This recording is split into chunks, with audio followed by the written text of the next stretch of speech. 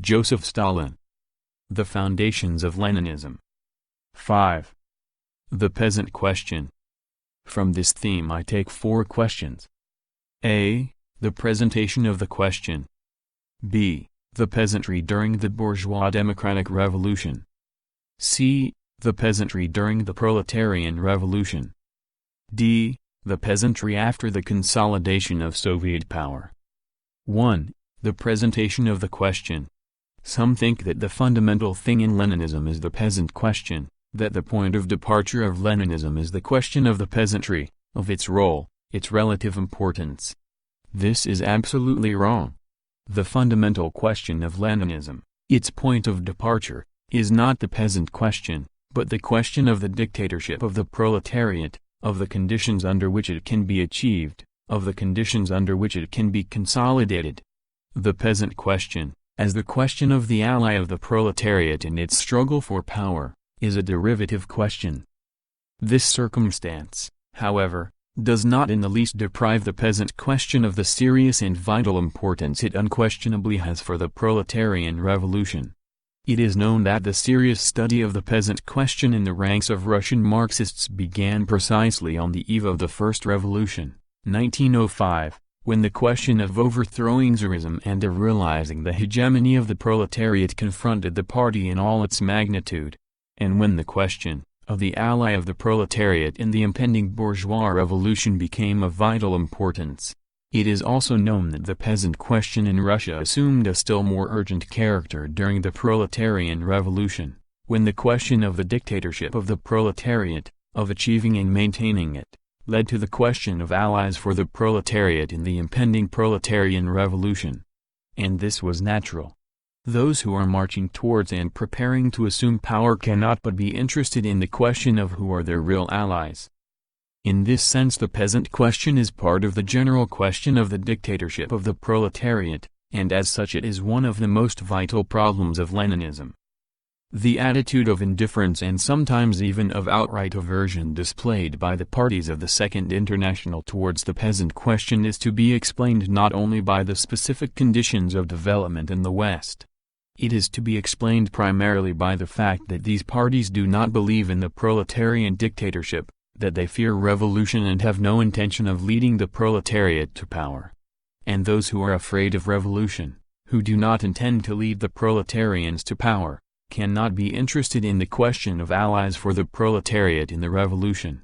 To them the question of allies is one of indifference, of no immediate significance. The ironical attitude of the heroes of the Second International towards the peasant question is regarded by them as a sign of good breeding, a sign of true Marxism.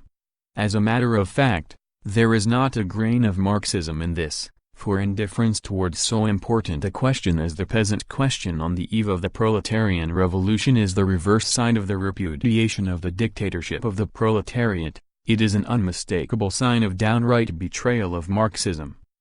The question is as follows: are the revolutionary potentialities latent in the peasantry by virtue of certain conditions of its existence already exhausted, or not? And if not, is there any hope, any basis, for utilizing these potentialities for the proletarian revolution, for transforming the peasantry, the exploited majority of it, from the reserve of the bourgeoisie which it was during the bourgeois revolutions in the West and still is even now, into a reserve of the proletariat, into its ally? Leninism replies to this question in the affirmative, that is, it recognizes the existence of revolutionary capacities in the ranks of the majority of the peasantry, and the possibility of using these in the interests of the proletarian dictatorship. The history of the 3 revolutions in Russia fully corroborates the conclusion of Leninism on this score. Hence the practical conclusion that the toiling masses of the peasantry must be supported in their struggle against bondage and exploitation, in their struggle for deliverance from oppression and poverty. This does not mean, of course, that the proletariat must support every peasant movement. What we have in mind here is support for a movement or struggle of the peasantry which, directly or indirectly, facilitates the emancipation movement of the proletariat, which, in one way or another, brings grist to the mill of the proletarian revolution, and which helps to transform the peasantry into a reserve and ally of the working class. 2. The peasantry during the bourgeois democratic revolution. This period extends from the First Russian Revolution, 1905, to the Second Revolution, February 1917, inclusive. The characteristic feature of this period is the emancipation of the peasantry from the influence of the liberal bourgeoisie, the peasantry's desertion of the cadets, its turn towards the proletariat, towards the Bolshevik Party. The history of this period is the history of the struggle between the cadets, the liberal bourgeoisie, and the Bolsheviks, the proletariat, for the peasantry. The outcome of this struggle was decided by the Duma period, for the period of the Four Duma served as an object lesson to the peasantry, and this lesson brought home to the peasantry the fact that they would receive neither land nor liberty at the hands of the cadets, that the Tsar was wholly in favor of the landlords, and that the cadets were supporting the Tsar, that the only force they could rely on for assistance was the urban workers, the proletariat.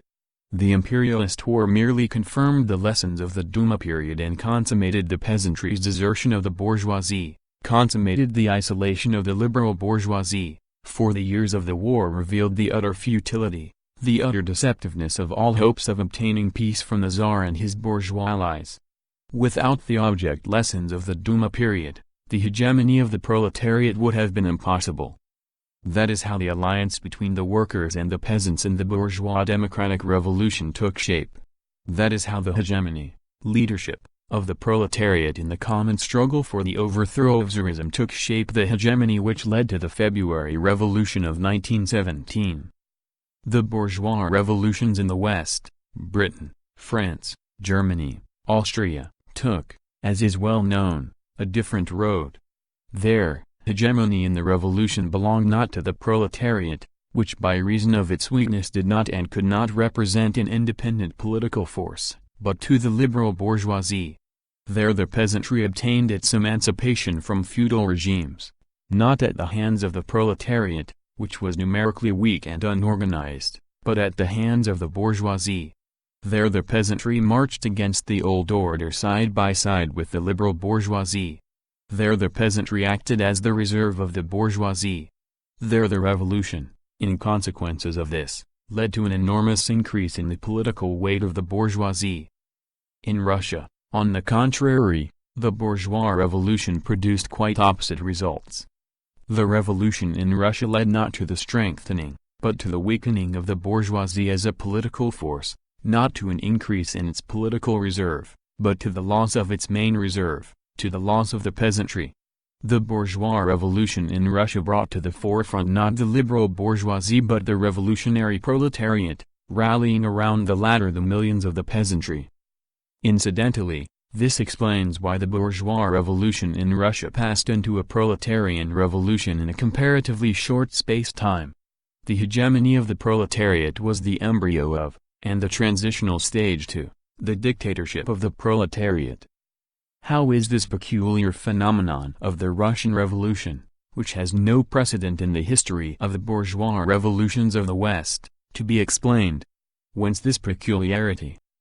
It is to be explained by the fact that the bourgeois revolution unfolded in Russia under more advanced conditions of class struggle than in the West, that the Russian proletariat had at that time already become an independent political force, whereas the liberal bourgeoisie, frightened by the revolutionary spirit of the proletariat, lost all semblance of revolutionary spirit, especially after the lessons of 1905, and turned towards an alliance with the Tsar and the landlords against the revolution, against the workers and peasants. We should bear in mind the following circumstances, which determined the peculiar character of the Russian bourgeois revolution. A. The unprecedented concentrations of Russian industry on the eve of the revolution. It is known, for instance, that in Russia 54% of all the workers were employed in enterprises employing over 500 workers each, whereas in so highly developed a country as the United States of America no more than 33% of all the workers were employed in such enterprises. It scarcely needs proof that this circumstance is alone, in view of the existence of a revolutionary party like the party of the Bolsheviks, transformed the working class of Russia into an immense force in the political life of the country.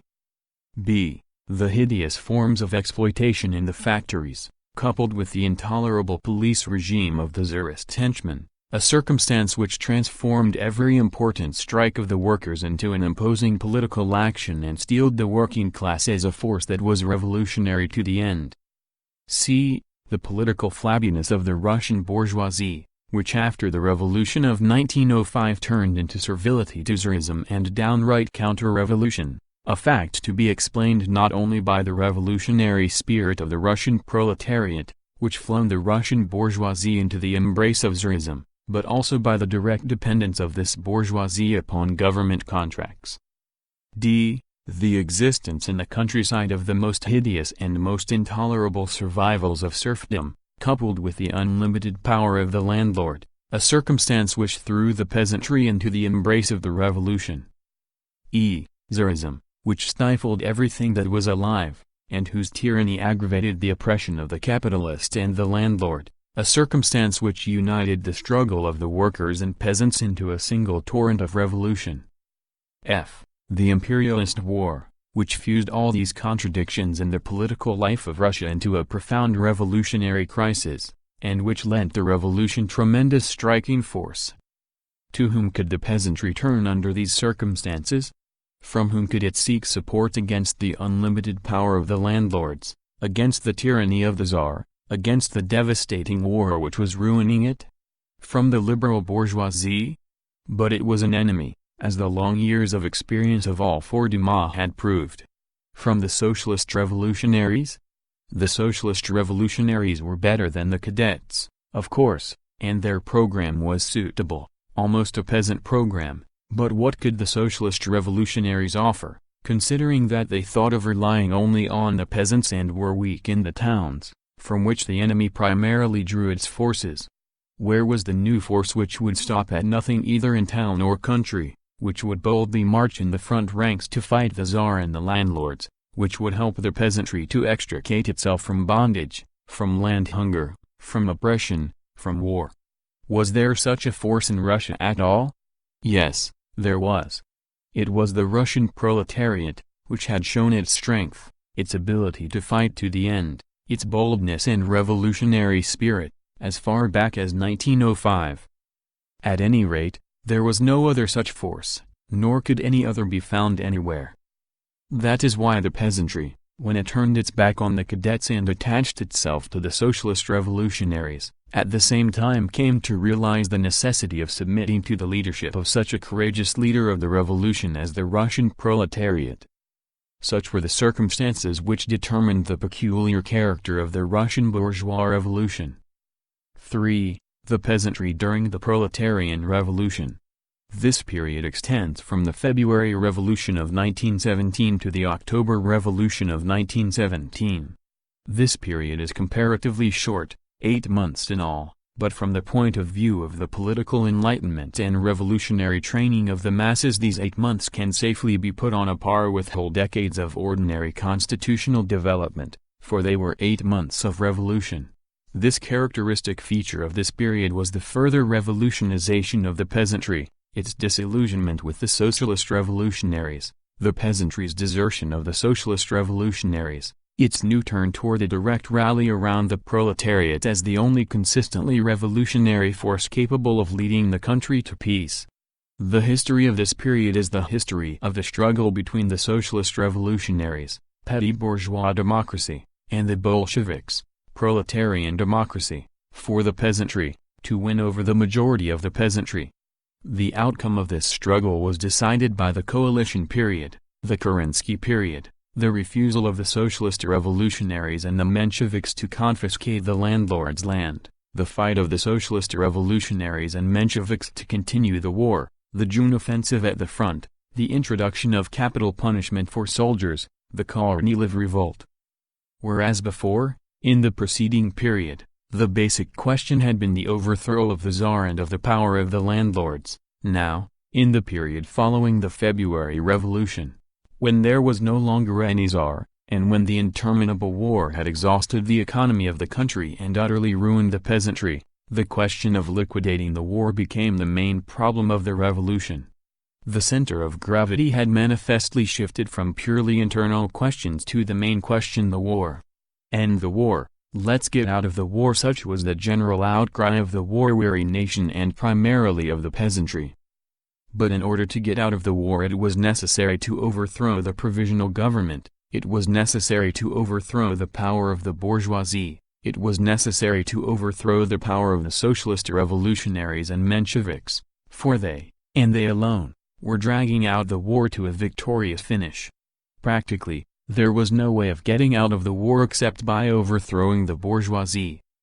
There was a new revolution, a proletarian revolution, for it ousted from power the last group of the imperialist bourgeoisie, its extreme left wing, the Socialist Revolutionary Party and the Mensheviks, in order to set up a new, proletarian power, the power of the Soviets, in order to put in power the party of the revolutionary proletariat, the Bolshevik Party, the party of the revolutionary struggle against the imperialist war and for a democratic peace.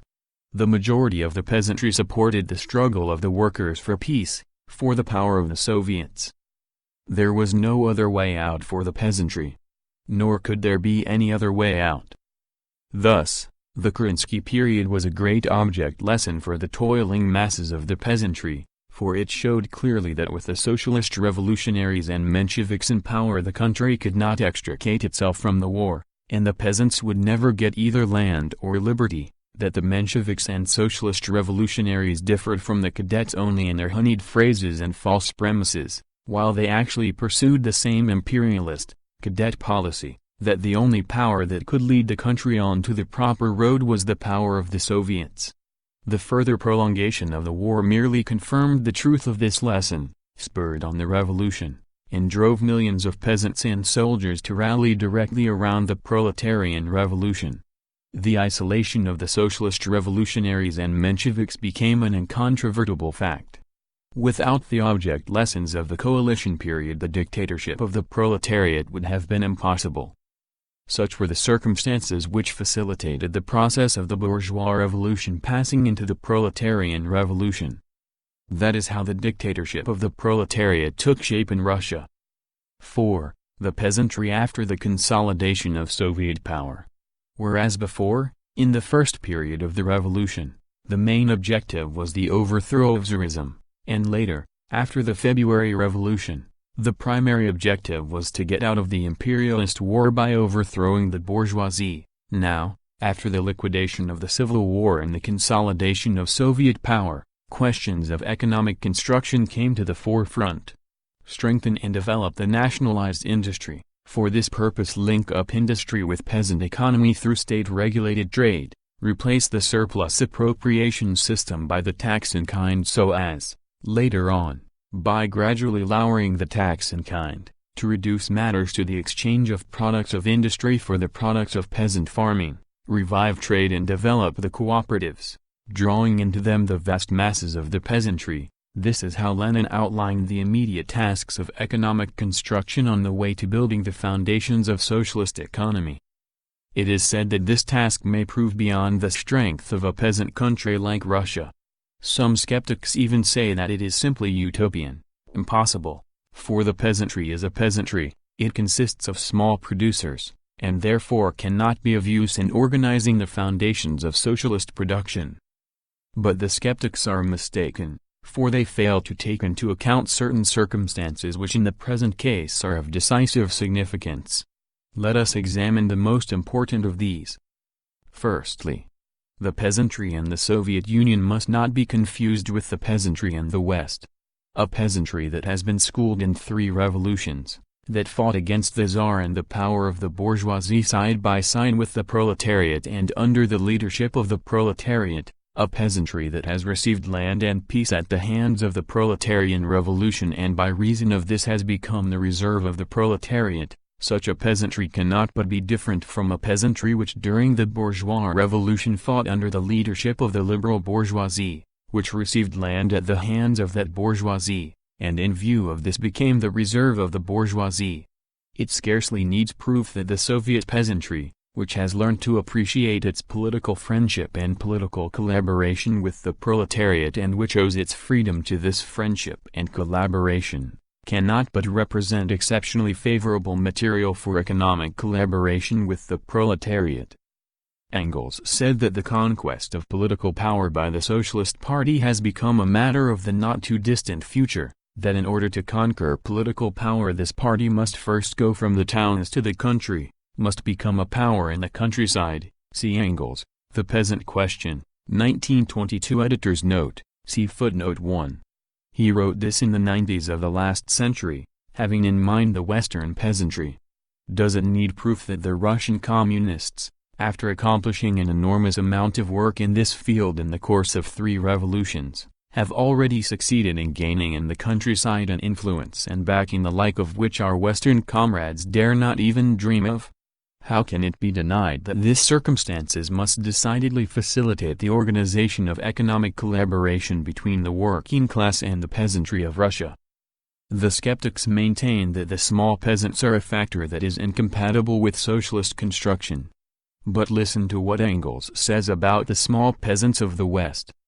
We are decidedly on the side of the small peasant. We shall do everything at all permissible to make his lot more bearable, to facilitate his transition to the cooperative should he decide to do so, and even to make it possible for him to remain on his small holding for a protracted length of time to think the matter over, should he still be unable to bring himself to this decision. We do this not only because we consider the small peasant who does his own work as virtually belonging to us, but also in the direct interest of the party. The greater the number of peasants whom we can save from being actually hurled down into the proletariat, whom we can win to our side while they are still peasants, the more quickly and easily the social transformation will be accomplished. It will serve us not to wait with this transformation until capitalist production has developed everywhere to its utmost consequences, until the last small handicraftsman and last small peasant have fallen victim to capitalist large-scale production. The material sacrifices to be made for this purpose in the interest of the peasants and to be defrayed out of public funds can, from the point of view of capitalist economy, be viewed only as money thrown away, but it is nevertheless an excellent investment because it will effect a perhaps tenfold saving in the cost of the social reorganization in general. In this sense we can, therefore, afford to deal very liberally with the peasants. Ibid. That is what Engels said, having in mind the Western peasantry. But is it not clear that what Engels said can nowhere be realized so easily and so completely as in the land of the dictatorship of the proletariat? Is it not clear that only in Soviet Russia is it possible at once and to the fullest extent for the small peasant who does his own work to come over to our side, for the material sacrifices necessary for this to be made, and for the necessary liberality towards the peasants to be displayed? Is it not clear that these and similar measures for the benefit of the peasantry are already being carried out in Russia? How can it be denied that this circumstance, in its turn, must facilitate and advance the work of economic construction in the land of the Soviets?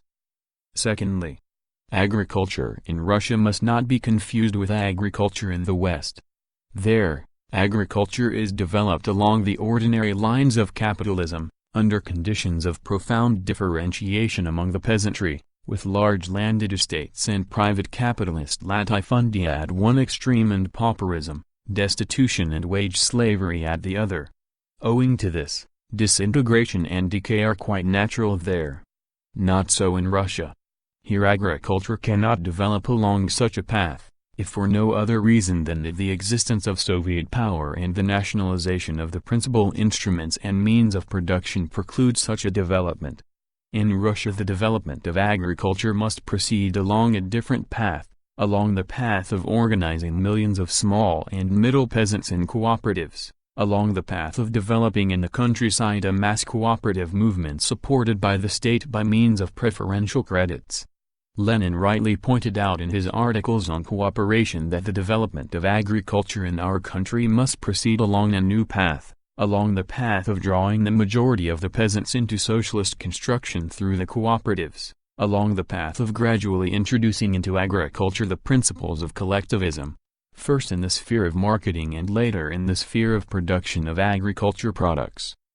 Of extreme interest in this respect are several new phenomena observed in the countryside in connection with the work of the agricultural cooperatives.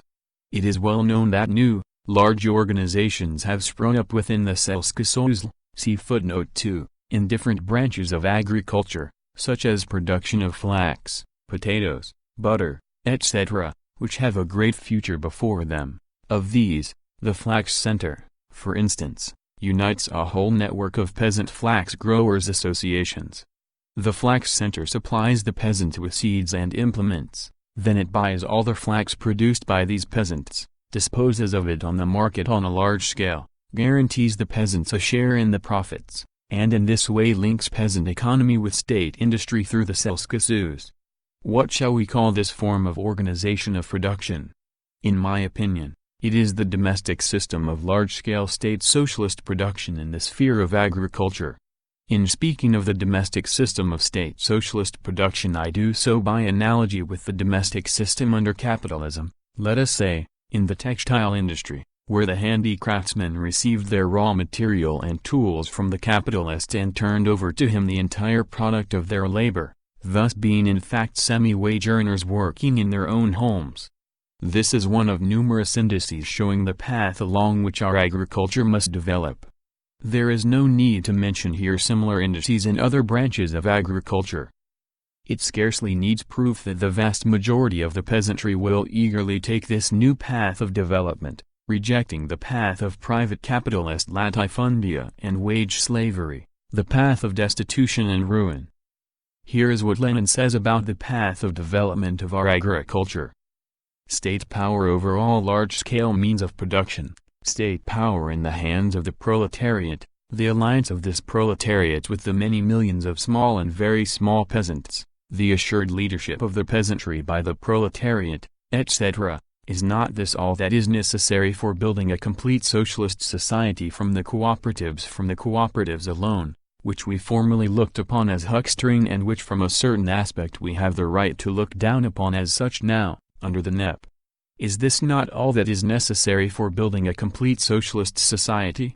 This is not yet the building of socialist society, but it is all that is necessary and sufficient for this building. See volume 27, page 392.